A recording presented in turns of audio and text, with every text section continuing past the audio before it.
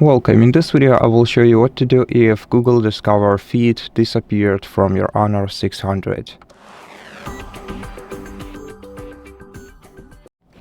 So if you can't get to the feed and you don't know how to resolve this issue, all you have to do is hold your finger down on an empty space of your home screen, then select Settings, scroll down to the very bottom and enable Google Discover.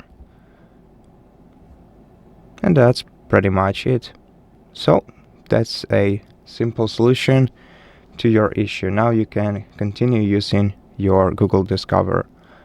And that will be it for this video. Thank you for watching it. If it helped you, please consider subscribing to our channel, leave us a like in the comment below, and I'll see you in the next one.